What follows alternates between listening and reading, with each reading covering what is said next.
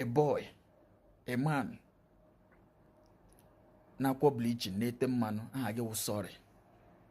Ịmaghị ha ga result oge very soon. O ke result oge cancer.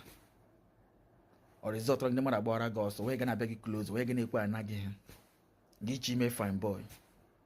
Live yourself like that, the way you are. You are looking more handsome the way you are before gị bịa were mmanụ na-akwọ.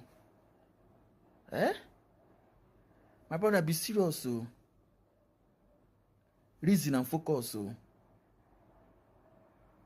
Onye akpọga mmanụ a, anya sorry. Gaa na comment section, ị ga-ahụ the video. M ga-eji gị the video. Ị ga-ahụ the video right now. Ị ga na comment section, gị comment ya. Gị comment ya, gị share ya, gị like kwa ka o nwee ike ru ndị ọzọ aka.